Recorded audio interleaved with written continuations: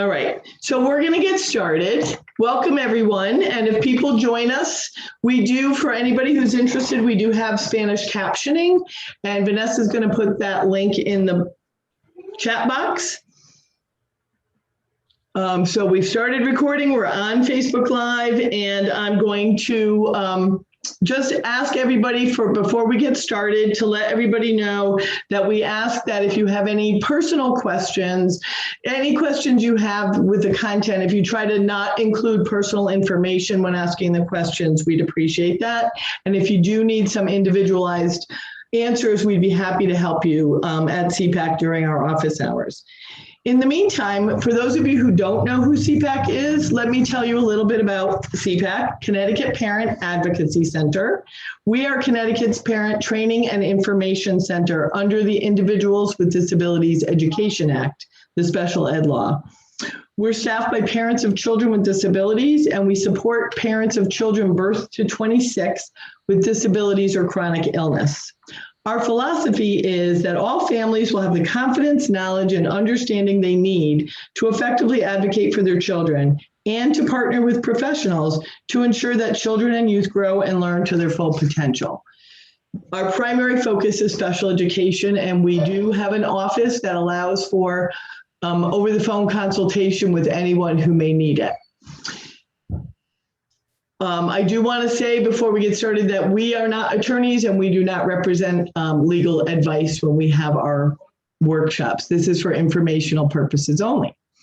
That all being said, we'd like to welcome our guest, Jo Ann Frieberg.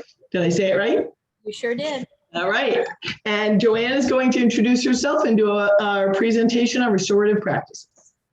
Well, it's a real pleasure and honor to be here tonight. And let me just say that I retired from the State Department. I was there for 14 years. I managed anything and everything having to do with creating safe places for young people. And I retired on August 1st of 2019 so I could do training and technical assistance full time. So I have a little company called School Climate Consultants, and that you can check out the website. We work all over the state and now virtually all over the country. So having said that, we're going to talk about restorative practices tonight. And if you have any questions, throw them in the chat, or I have no problem with you just unmuting yourself and asking the question. But I'm going to share with you quite a bit of information. It's going to be very fast paced. And so you may have questions after the fact. I'm totally fine with your contacting me personally if it's a question that might be directed toward the content rather than CPAC.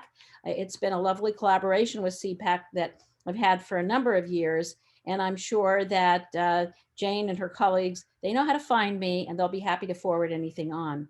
So having said that, let me begin by sharing. I hope everybody can see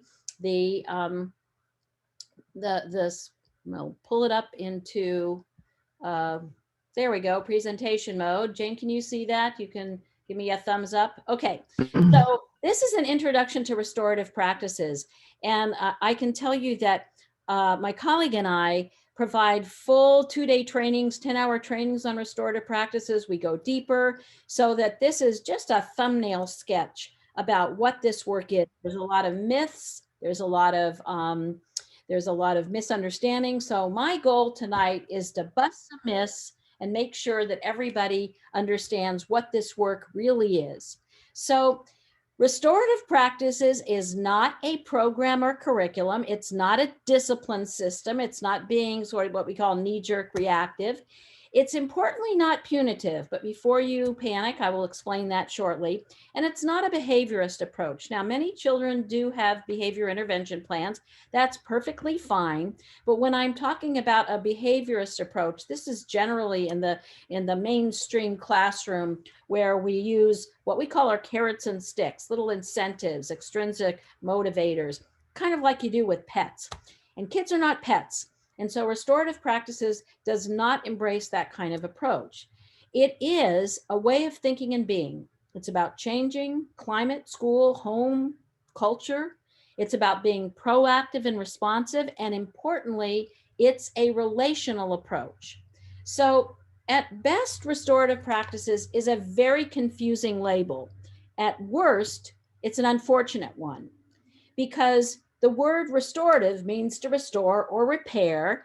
And believe it or not, the bulk of the work has nothing to do with restoration or reparation. It has to do with building, forming, transforming the environment, the climate.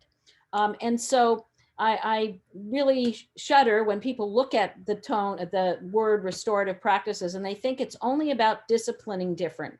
And I will also mention that there are really two ways that schools generally bring restorative practices in. One is as the narrow approach, which, they look at their data, say, oh, we're putting too many kids in suspension. We've got to discipline different.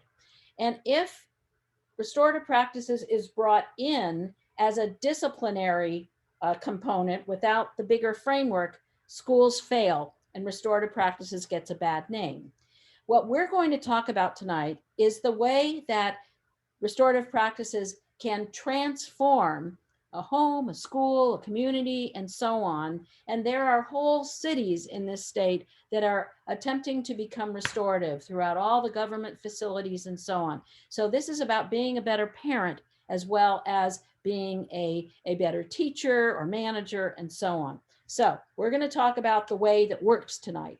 Now, all of us, regardless of our role, wherever we work, or if we're working in the home, just as a parent, I don't say that just as a parent, I mean only that you have nothing beyond being a parent. It's the hardest job one will ever do. I have 3 of my own.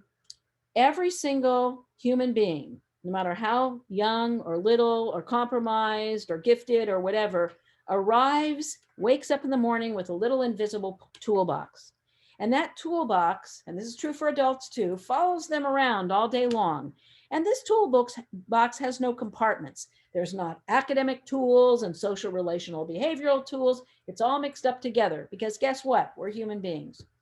And sometimes people believe that there's a difference between academic challenges and behavioral challenges.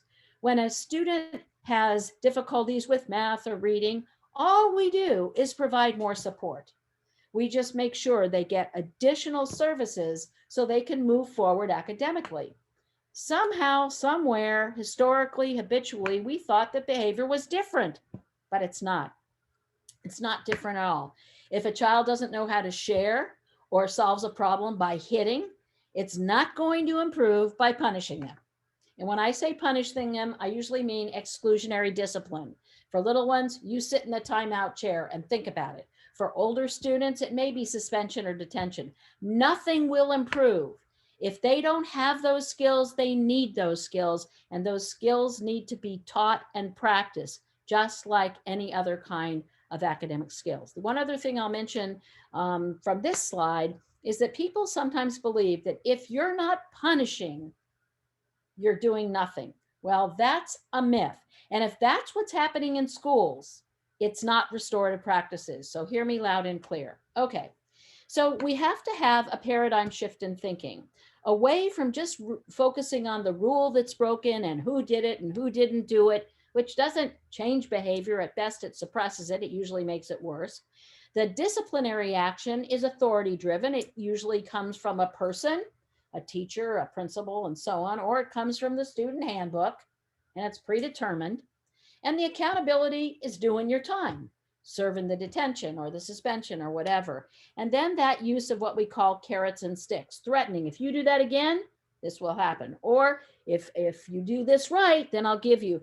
That doesn't work. There's no research that shows that works. So the restorative approach does not have any fewer rules. It may have more rules, but when a rule has been broken, we focus on the harms that are done in the breaking of the rule. That means addressing needs and always recognizing misbehavior as a learning opportunity. And those involved in the breaking of the rule, those harmed and those who did the harming, move together and figure out what's going to happen collaboratively in circles. Now, a circle could be a literal circle. I'm going to show you some powerful video tonight, but it also could be 2 people sitting face to face. But the accountability is under the understanding the impacts of what happened, taking responsibility, and then suggesting and implementing ways to repair the harm. Those are the consequences. And that's when you get positive behavior. Now, I included this slide, and Jane, I am fine for you to, at the end of this, I will get you a PDF version of this. And if you want to post this set of slides with it, I'm fine, because there's so much information here. This is a chart that I won't read every little line, but it just reflects this paradigm shift in thinking. And this one is based on more of the criminal justice kind of system. But the difference, the primary difference between schools and courts, is that schools just start alienating offenders at an earlier age through office referrals, detention, privilege denial, suspensions, both in and out of school, and expulsion. And this is exactly what is known as the school to prison pipeline. And you should also know that children of color, children with special needs, are disproportionately funneled in to this school to prison pipeline. And this has to stop. And one of the reasons why restorative practices is the only direction in which we're going to move to solve this problem is it brings together three critical things. It brings together what children with trauma need, it brings together issues of equity, and it brings together what are now being called learning losses that children have experienced over this past year. Because if we can't get them there and help them be in environments that help them take risks and engage in work and just want to show up, they're not going to make up those learning losses. So this is sort of a redone chart that is more in line with schools, where again, you can read this on your own, but the accountability is in the retributive or punitive side, is just doing your time, serving that detention, making sure you were out of school for the relative number of days that you were sent. But it's not about doing time that makes the difference. Now, kids may need chill time. They may need space. They may need time to calm down. And it may even be that they need it out of school. But we don't have to say to them, you've been suspended. We need to say something like, you know, this is rough for everybody. I think we all need some space and time to think about this. So I'm going to call your mom, ask her to come and pick you up. And tomorrow we're going to revisit this when we're all calmer, and we're going to figure out how we're going to make this right. So that's, again, when you get the positive behavioral outcomes. And in large part, and I don't have time to talk about this tonight, but it's, believe it or not, biologically based. It's how human beings are hardwired. So, Wayne, can I interrupt you? Sure. Just maybe you're going to get to it. I want to hear more about determining the harm. Will you get to that? Yes, we are. Okay, thank you. We're going there. And I'm going to give folks the strategies to do that. So if you can be a little patient, we're marching right there. Now, I'm a very visual person. And so I have tried so hard, because in some ways, restorative practices is a little abstract, a little esoteric. So let me make it fairly concrete. I have a picture here up in the upper right-hand corner of a tree that's fallen on a house. And probably that's because of some bad weather. But here's what's critically important. And I also said before that the bulk of restorative practice work isn't restoring anything. It's building that very strong house, which means that classroom or home community, that those relationships and so on. Because if you build a strong house, it can weather a storm. And if a tree falls in that house, you can fix it. But if there's no house there and a tree falls, there is nothing to repair. So the most critical component is building that house, that community, those relationships. The second thing is sort of a growth metaphor, because you can see here we have a baby moving up into adolescence and beyond. And that growth process is similar to what happens when you learn what it means, you have the skills to become restorative. Because once you're there, you realize it's such a better place to be, happier, peaceful, more successful, all of those positive things. You don't go back. So in the same way that we as adults can't wake up in the morning and say, today I think I'll be 10 today. We can't do that. So think about this as growing into becoming restorative. But the last one I think is probably the most descriptive of this model. And I call it the family model because in any family, and whether you have more than one child, if you don't have multiple siblings, maybe you're a grandparent, you have grandchildren and so on. But if you are an only child, maybe you grew up in a family where you had multiple siblings, or you, played with cousins and so on. I like to talk about those relationships as frenemies. They are sometimes can't get enough of one another. They're the best of friends. Then you turn your back, you have no idea what happened, and all of a sudden they're having an all-out war. Could be an emotional war, could be a physical war in the living room. And you race in before anybody really gets hurt, and you say, whoop, we got to separate everybody, chill time. But at the end of the day, in a family, we always bring people back together because we are a family. But in school, when you have kids who are in conflict, and it's usually one angry parent who calls and demands that that child be removed from their child's classroom, change bus routes, change specials, change lunch waves, change locker proximity, so that those children never have to see one another again, which is absolutely crazy because that's not the way the world works. So restorative work is embracing the family model. Will there be conflict? Absolutely, but we're going to fix it. So there are only two goals. And as I mentioned, I'm going to reiterate this because this is critically important to having a successful restorative practice, school, home, and so on. It's only two goals: build relationships and community. And spending time on that goal means you'll spend far less time having to repair and restore those relationships and the harm that's been done to the community when necessary. Only two goals.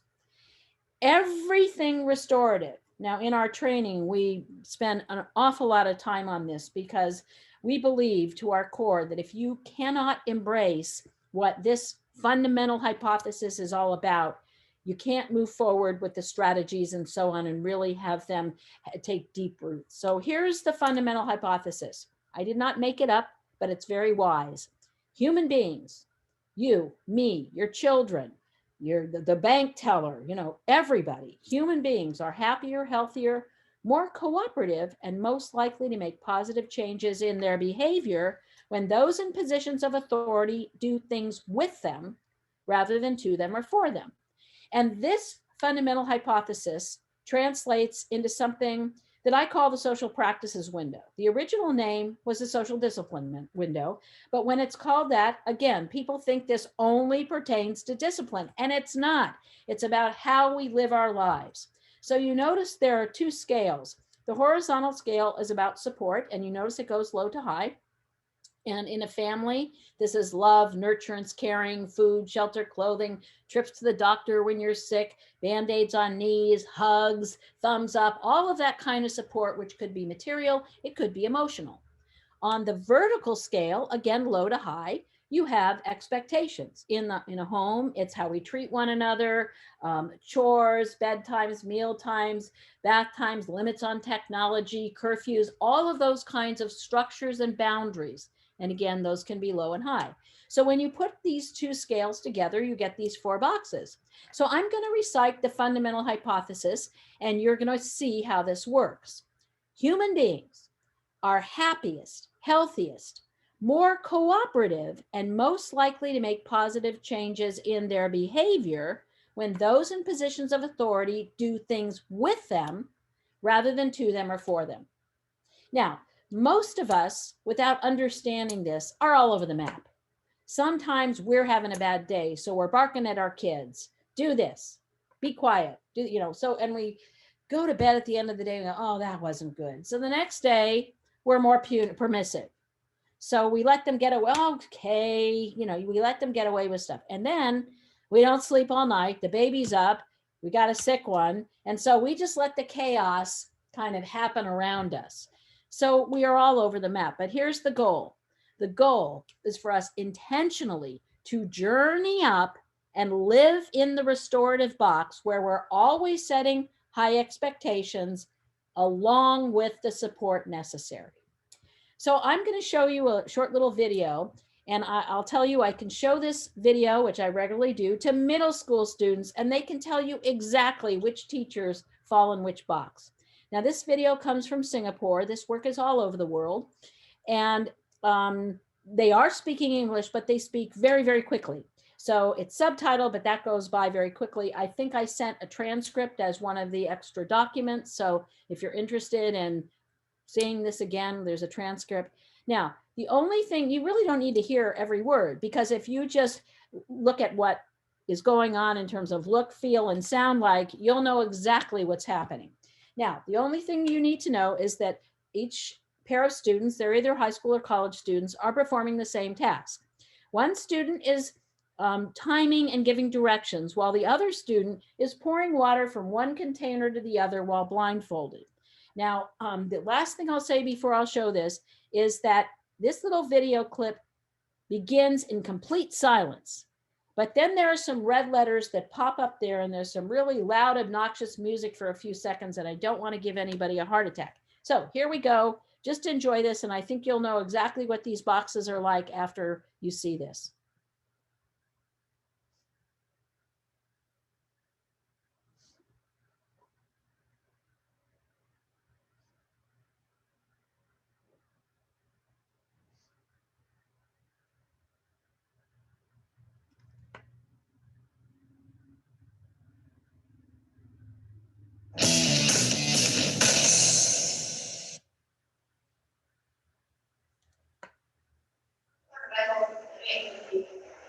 Hurry up, faster. Take the bottle and the container. Pour the water from the container. Pour the bottle into the container until you reach the mark. In 10 seconds, start now. Faster, hurry up. Why are you so slow? I can do faster than you. You have a problem. I don't see. You want to do it yourself instead. What kind of is this? One more time, I'll send you to the detention office. Put it back. Hurry up! Hurry up! You're 10 seconds left. Hurry up! So much time wasted. Stop! A bit more, hurry. Faster! Stop! Harder! No, go. Done in 20 seconds. You can do faster. Video shot at you. Alright, why don't you do task 1 by focus?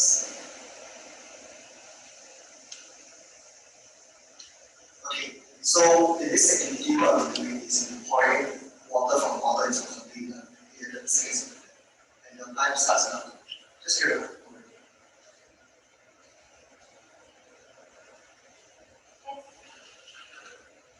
No, it's just that.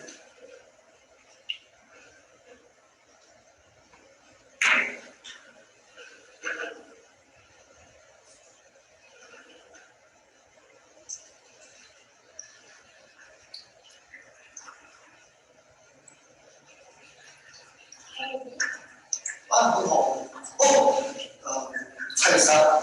It's like, just go.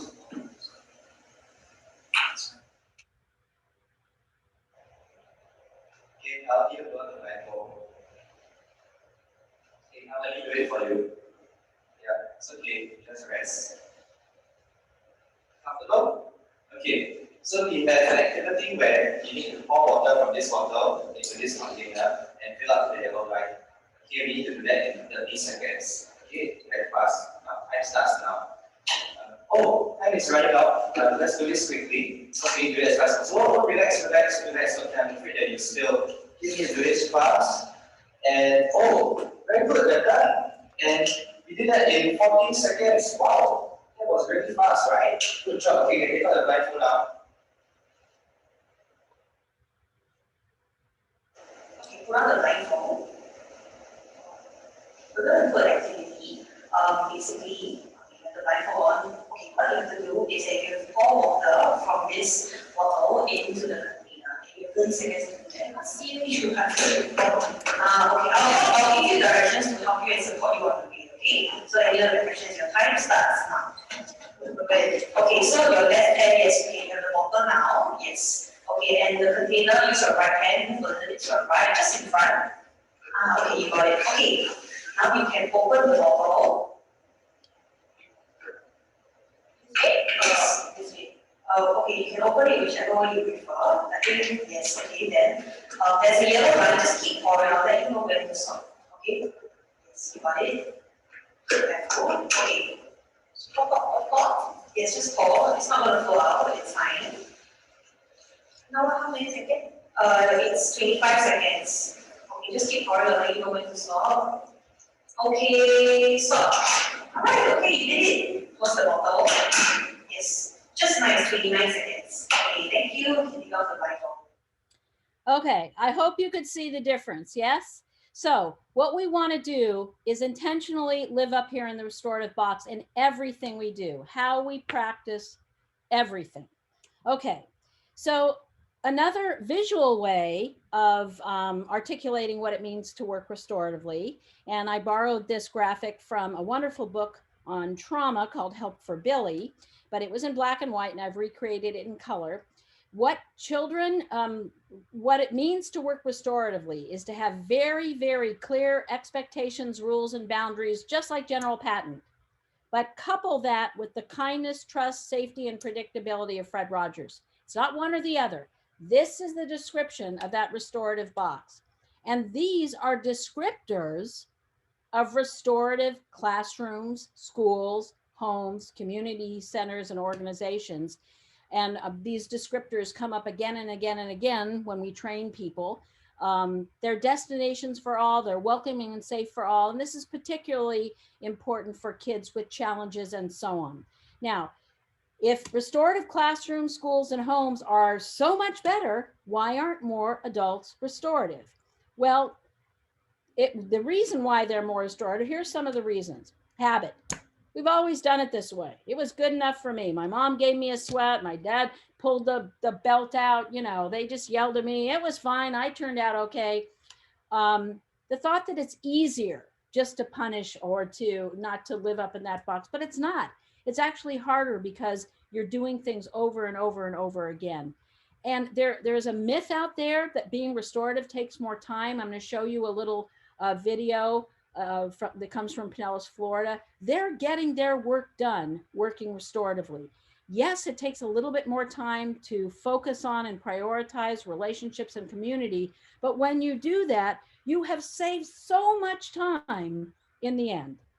And the biggest reason is that people don't have the skills to be restorative. So this is the framework. And I've used a triangle because of the proportions, but notice there are bubbles in the background. People are like bubbles. Here we are, we're having a block party tonight. We're just floating around sharing space. And that bubble floating around represents the base of this triangle, the 80%. Now, sometimes we do have conflicts, disagreements, and those bubbles bounce into one another and move in opposite directions. And sometimes the harm is so great, the bubbles explode. So I just want, again, I'm visual, but to get a sense of what this framework is about, it's not a program, it's how you do what you do. That 80% represents the creating of that community, those relationships. I call it a positive climate. Because if you build it, when there are difficulties, conflicts, harms, disagreements, you can repair and restore them. But if you don't have that base, it's impossible. So if we go through very quickly what each one of these levels is, this is the 80%, and this is about building a cohesive, caring community that allows for improved and increased communication. The 19%, which sometimes is called restorative discipline, I would prefer people not use that word and just say it's part of the restorative practices framework.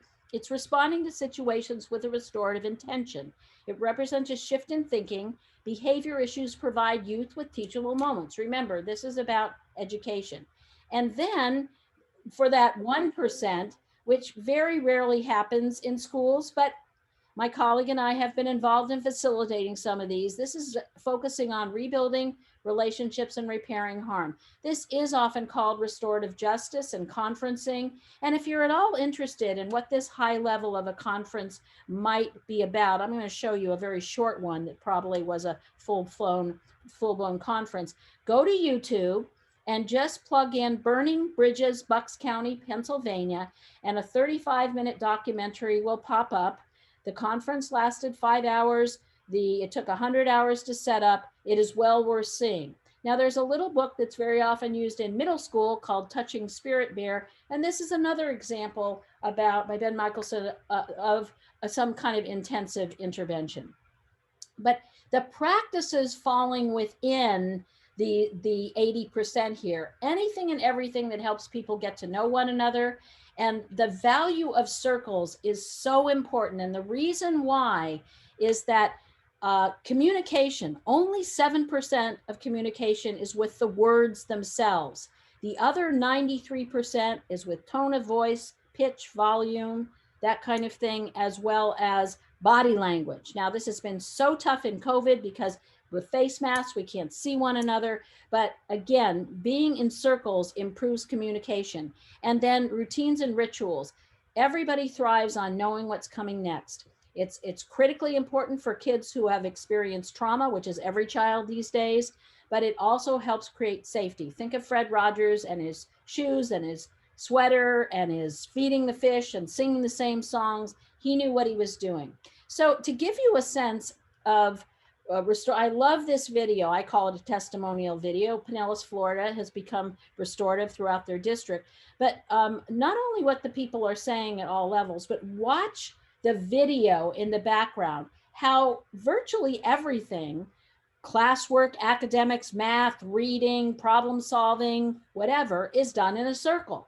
So I just want to give you a sense that every strategy, circles, I'm going to talk about questions and so on in a minute, but every strategy is neutral. In other words, it doesn't just kick in when there's a problem. It's a strategy to use when you're in that quadrant. So for good stuff, for conflict, for both. So anyway, I want to start with just what this looks like in the day-to-day.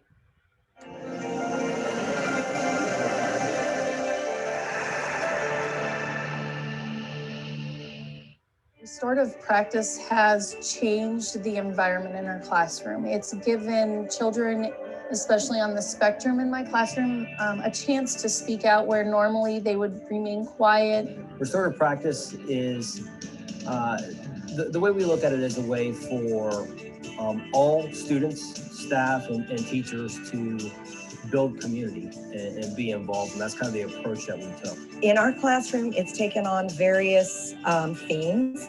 At the beginning of the year, it was more getting children used to just talking with each other, feeling comfortable with their friends, and knowing it's a safe place to discuss things. There's no right answers, there's no wrong answers, but that we can all discuss. First thing I think about when I think about restorative practices is the relationship piece between our teachers and our students and our students and our students. It's really creating a way for them to have a discussion about a multitude of things. It could be a conflict, it could just be getting to know each other, but it's building that relationship piece. What emotion you are showing us, and then we'll talk about what made us think of that emotion. I feel that my shyer students that would normally not say much of anything have come out of their shell. Relationship building, get to know your students. You're going to have a lot in common with them. So the most important part for this age group, I feel, is the opportunity for them to share their thoughts, their feelings, their emotions, just their opinions sometimes on what they're thinking. So what we're doing is developing that trust with one caring adult, at least one caring adult for every student in the school. So that first period teacher is their caring adult for those students. And we know that that is valuable. The research tells us that's what makes the difference in school. When you don't know how to communicate how you're feeling, you act out. And so through the circles and through some social skills that we do every day, kids are learning how to ask for help.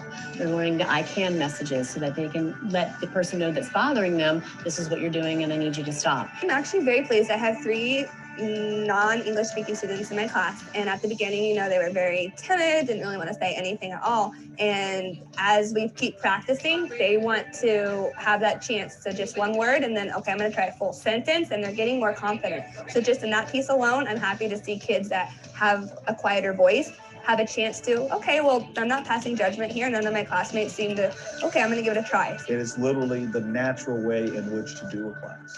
I cannot see myself from this point forward teaching a class that doesn't have some type of restorative practice.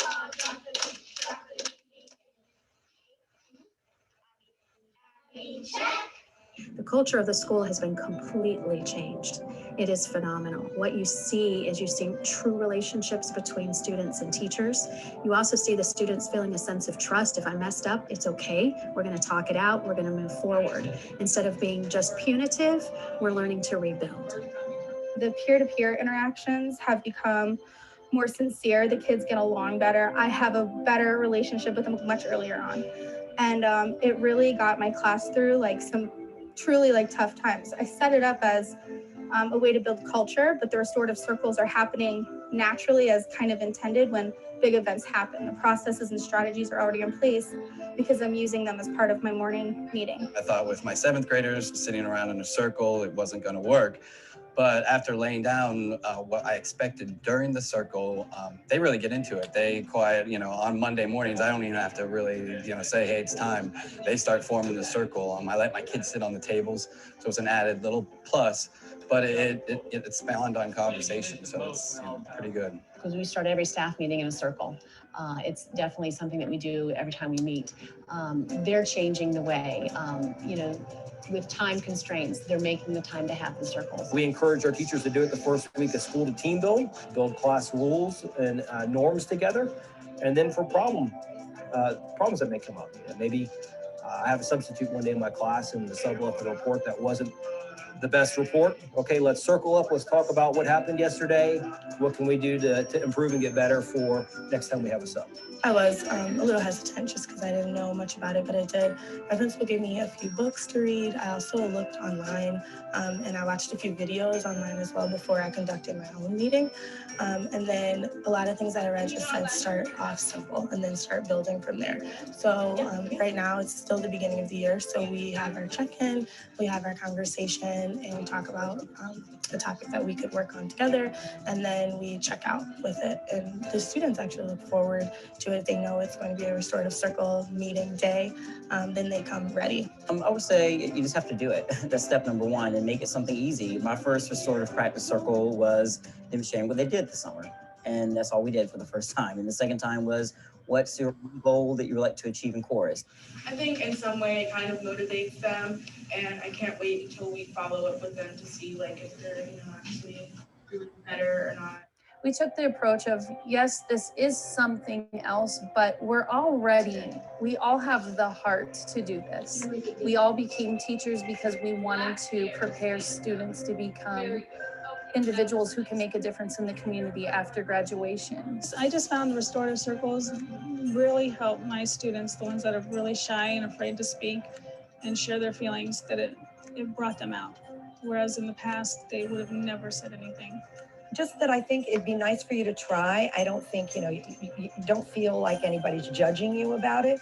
Use it in the best way you see fit to build your classroom, to build your classroom community and your classroom family. I'm a firm believer that that it is relationships, that a kid, even we think that are so far gone. If you build that relationship, it's almost an immediate turnaround. The restorative practice to me has been like a mind-blowing experience these last few months, man. Just learning the system, understanding what it is, learning my kids, really knowing what it is they're going through, getting them to learn me. I mean, it's been, any teacher who's not doing it, I just think that you're missing out on like a really awesome experience. Not about your classroom, not about your content, but about knowing your kids. Okay, that does such a good job of showing what this is. And it's not just about problem solving, but let's get into that problem solving, because I know that's where people want to go. And there are all kinds of problem solving circles, quick in the moment conversations, mediation. This is that 19%. So I'm going to show you another video. And I like this one. This is from Australia. The situation is Jack is making fun of Amy on the oval, which is the equivalent to recess, by saying that she has nits, another term for head lice. Amy's feelings are hurt, and she comes in and tells Mr. Abbott. And he uses some restorative strategies and how he talks to her, which we'll go to next. And they solve the problem restoratively, but not by punishing. In other words, they agree how they're going to work it out. And I want you to notice that Jack, in the beginning, he's not telling the truth. Nothing happened out there, but he's also showing that he knows that. but the teacher's not challenging him. He's living up there in that restorative box. Now there's two things that and notice where they end, because they're both laughing at the end. At one point, Amy says, it's okay, as Jack's apologizing. I would have stopped and said, well, it's not okay, but I know you're accepting his apology. And after they get all happy, I think before I would have dismissed them, I would have said to Jack, let's take this one step further. What if the kids start laughing? What are we going to do? How are you going to intervene? How are we going to figure this out? That's where I would have taken it, and that's the consequence, which is much harder than just being punished. Saying you can't go out to the Oval for a week. So here, enjoy this one. I also like it for one other thing. This is the process. Talk to one kid, dismiss that kid. Talk to the other kid, dismiss that kid. With permission, always with permission, bring them together. Otherwise, it doesn't work. Okay, here we go.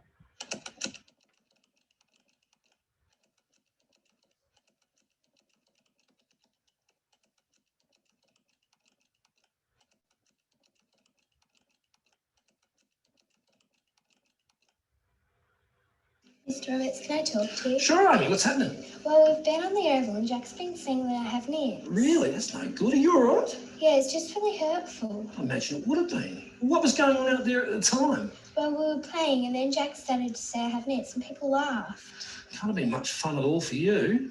I'm going to go and catch up with Jack and have a bit of a chat to him about what was happening out there. And what I'd like to do is I want to get Jack and you together and see if we can't come up with a solution. How does that sound to you? That sounds good. Amy, what do you want to happen? What do you want to see happen from this? Well, I want him to stop saying I have nits because I don't. Oh, fair enough. All right, well, you go and get yourself a drink of water, calm yourself down, whatever you need to do to make yourself feel better. Okay. I'll catch up with Jack and I'll come and talk to you soon, all right? Okay, thank you. All right. So how you going, Jack? All right. Okay. I'm wondering if you could let me know what was happening out on the Oval today. I don't know, nothing. Wasn't any problems? No. Okay. Amy's come and had a bit of a chat to me, and she was saying that there was a problem out there and mentioned that you were telling people she had nits. Do you want to tell me about what was going on there? Well, she does have nits. Okay. So what were you hoping might happen by telling people? I don't know. A few kids won't catch them off her. Is there anything else you were hoping might happen? Kids were laughing. Guess it was a bit funny. Jack, I want you to have a listen to the sound of my voice. Do I sound angry to you? No, not really. Good, because I'm not. What I want to do is to help solve this problem, okay? What I want to ask you, though, is actually think about what happened now. Like, actually think about what happened down on the Oval now. What comes to mind? What are you thinking now? I don't know. Guess I shouldn't have done it. And what about Amy? How do you think she felt? I don't know. Sad, I guess. Yeah, I reckon she would have. I think we need to try and find a way of sorting this out. Jack, will you help me do that? Yeah, okay. Okay. So what I want us to do is I want you and Amy and myself to sit down and we need to talk about what happened and see if we can't find a solution, something to solve the problem. How does that sound to you? Good. Okay, well, let's do that. Amy and Jack, I'm glad that you both agreed to sit down with me and see if we can't come up with a way of solving this. But the first thing I want to do is make sure that you're both okay. Amy, how are you feeling? You all right? Yeah. Okay, what about you, Jack? Are you feeling okay? Yes. Okay, good. Right, so I want to recap on what my understanding is of what happened based on what you both told me, and that is that you're out on the Oval playing, and Jack, you started to tell people that Amy had nits, which people started laughing at. Is that basically what happened out there? Yes. Okay. So, Jack, the first question I want to do is ask you, and I'm going to ask you a couple of questions I asked you earlier. I want to ask you is what you were thinking at the time when you were saying it. What were you hoping might happen? I don't know. It was a bit funny. Kids were laughing. Okay, so you were enjoying making kids laugh, is that? Yes. Okay, all right. Amy, how were you feeling out there? How were you feeling at the time? Well, I was really embarrassed and I just wanted Jack to stop. Okay, fair enough. So, Jack, what have you thought about since? I don't know. Guess I shouldn't have done it. It wasn't that funny. Okay, I'm glad you feel that way. So how are we going to fix this? I mean, what would you like to see happen? I'd like Jack to stop saying that I have nits and for him to know I don't. Okay, so you'd like him to stop saying those things and to understand that you don't have nits. Does that sound fair enough to you? Yes. Is that something you'd be willing to do, which is not say these things in the future? Yeah. Okay, great. Is there anything that you can think of that you could do to make things right? Guess I better say sorry. Do you want to do that now? Sorry, Amy. What are you sorry for? Sorry for making fun of you. That's okay. Do you accept his apology? Yes. Excellent. That's good news, isn't it? Is there anything else that you guys think we need to do? No. Do you think we can move forward? Yes. Yeah. Fantastic. Are you guys feeling all right with what we've talked about and what we've resolved? Yes. Yeah. So we've agreed that you're not going to say those things. You've apologised and you've accepted his apology. Yes. Does that all feel okay to you? Yeah. Wonderful. Okay, so the last thing, and this is something that some kids like to do, and they will shake hands as a way of being able to move forward together. Is that something that you guys want to do? Yeah. Come on, shake hands. All right, fantastic. Good job, guys. Okay. So, and then there's the intensive intervention, and I'm going to show you a very short one, and we'll get through this stuff very quickly. I know we have a very short period of time, but this one is more of a conference.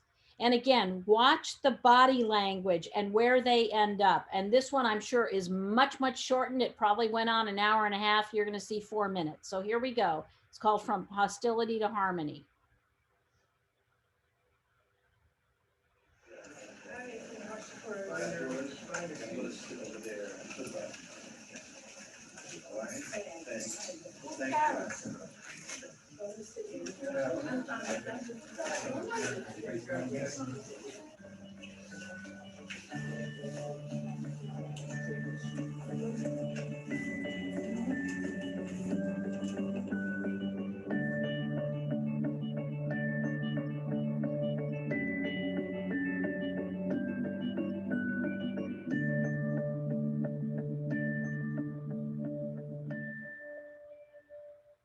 What we want to do is to explore in what ways people have been affected by what has happened, and hopefully work toward repairing the harm that has resulted. Does everyone here understand that? And basically it all started because inside the game, we were sitting up at the top and it was at the bottom, and Missy, Chanel, and was putting up their hair, taking off their earrings and everything. And I felt like they wanted to fight. I said hi to Katina. We went down there. I turned around and see you taking off your earrings and putting your whatever, put your hair in the ponytail. My hair was already in the ponytail. All right, whatever. Somebody's gonna get hurt. And over what? Words? I just wish you guys, just if you can't make the peace, just leave each other alone. Don't say nothing to each other. Girls would be friends, and like if you don't talk to your girlfriend for a long time, after a while y'all just stop talking because you feel like she's saying something like she feeling some way towards you, and then so the other girl feeling the same way, like all right, so maybe she feeling some way towards me. If y'all would at least just said hi to each other, like one of the days out of all the times that y'all seen each other, maybe y'all would have been friends again. But it never happened. That's why y'all stopped talking and y'all stopped being friends. I know you say you don't know why, and she says you don't know why. Can I ask this question? How did it feel? Not why, but how did it feel that she was no longer talking to you? I don't know. At first it hurt, but we wasn't talking. But then I got over it. I got new friends. But it hurt initially. Yeah. How difficult would it be to say like, yo, do you want to be friends again? You know what I'm saying? I mean, that's getting down to the real deal. Like, yo, can we be friends again and be real with it and be okay with it? You know what I'm saying? Xavier, I'm sorry if you felt like just because I was with this person, I don't know if you felt offended that I had new friends, or I don't know how I made you feel like a certain time. But my point is, if you felt like I was dissing you or whatever you want to call it, then you should have came to me. So it was my fault. I stopped talking to y'all. I'm sorry, you guys. You guys want to be my friends? She said, you guys want to be. What did you hear, experience, do here today that you didn't expect? In other words, what are you taking with you? I can go home and sleep tonight and ain't got to worry about Chanel walking down the street getting jumped by 4 or 5 girls over something that happened at the Pepsi. I'm happy that it ended the way we did. I didn't expect to leave here feeling like I have a load off my shoulders. And I learned like you can't hold a grudge, because if you do, you just gonna be on that all the time. Mm-hmm. Basically, it was a bunch of stuff that was not supposed to be happening that happened for no reason. Thank you. You And I'm happy now because, like Christina said, we can actually go out without having problems. I can get cute in the summertime, walk wherever I want to walk without having to worry about something happening while I'm walking down the block. The atmosphere in this room right now is a whole lot better than when I walked in earlier. I mean, there was a lot of tension. Oh, yes. And now, everything can be resolved, and I'm proud of all you guys too. Okay, let's keep going so we can get to so we're back here at the framework, okay? And there are a continuum of practices, but you want to build community relationships, and all of these practices are neutral. In other words, they don't just kick in when things go wrong. As you move from left to right, there's more structure, there's more planning, there's more people involved. The first ones are affective statements.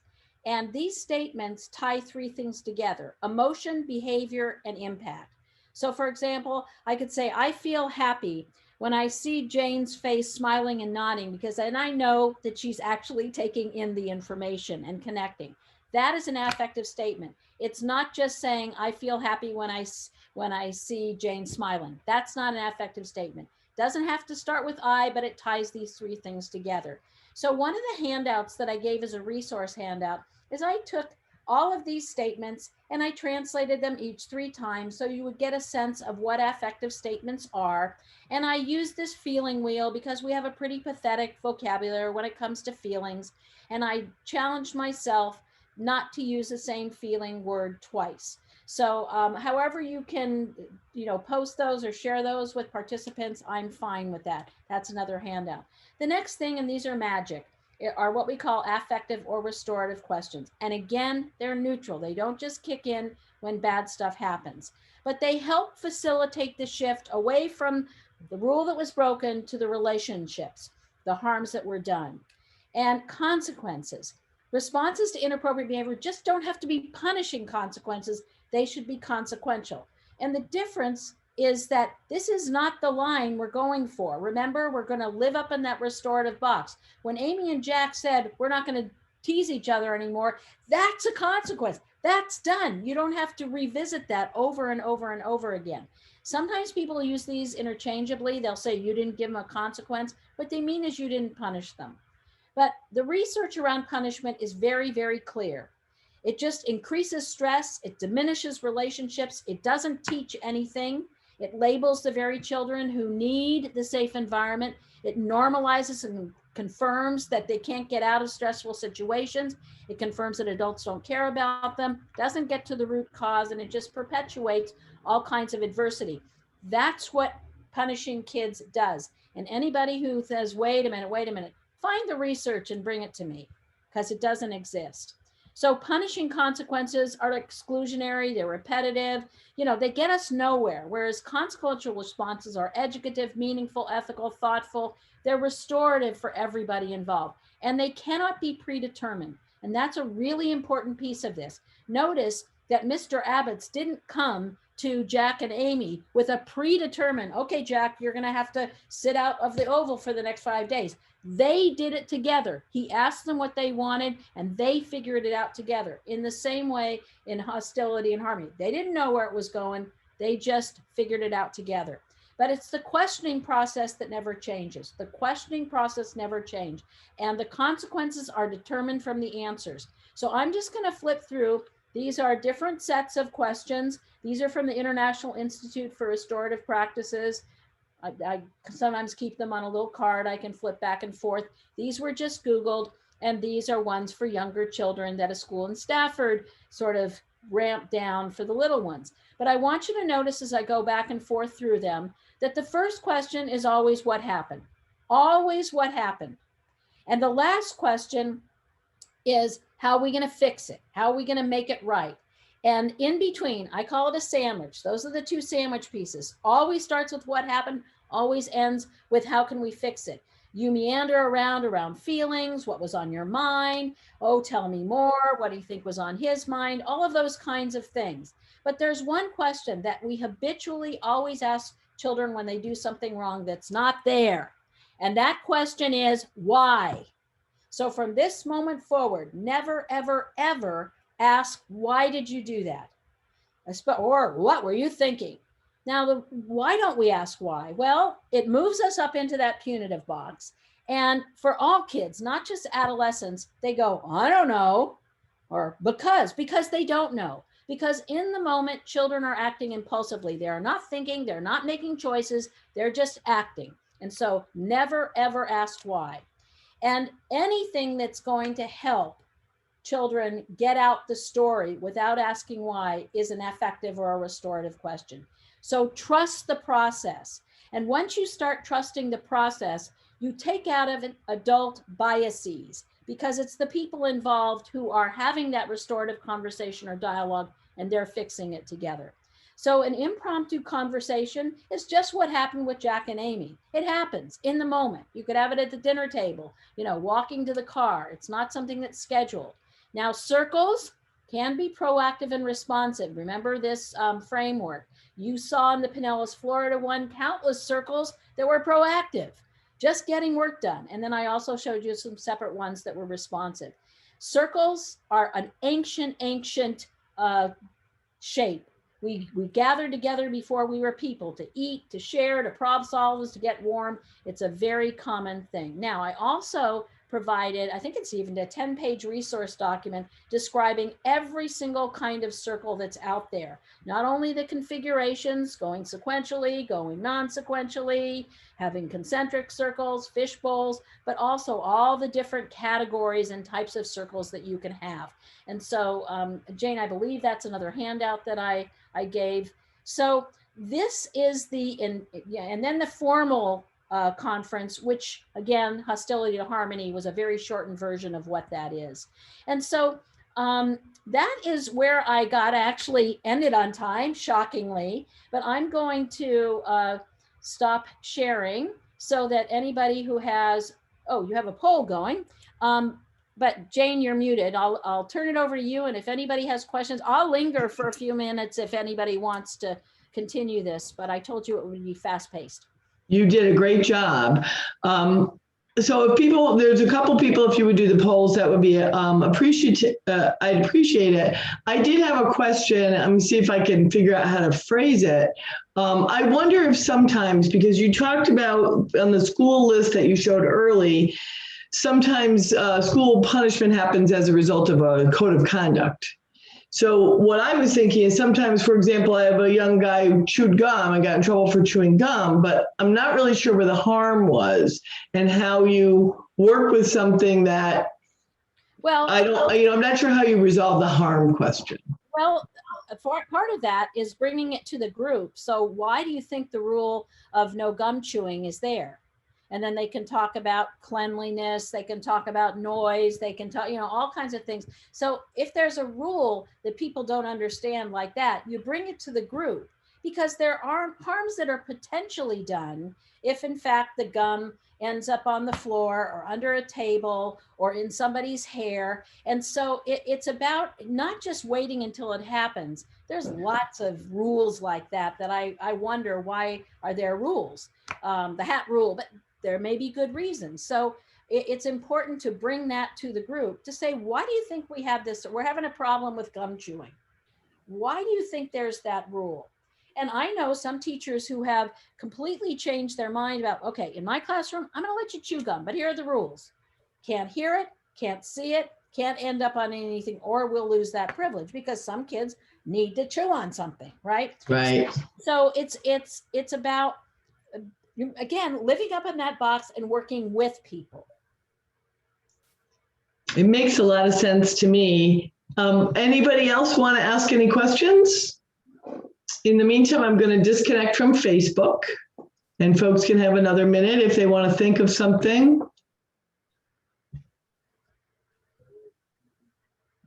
I think we're down to one person, so I think we're good. Jo Ann, I learned a lot. I really appreciate everything that you shared. I'm hopeful. One thing for you to know is we're part of the Connecticut Family School Partnership, which is a family engagement center for Connecticut. And there's an information hub, a website being built, and these best practices will be on that website as well as CPAC's website. So it will be hopefully more accessible to professionals as well as families. And Jane, when that happens, if you can send me the link, I'll post it on our website. And if you want to have a link, whether it's on CPAC or on that other one to our website, feel free to do that. It's just schoolclimateconsultants.com.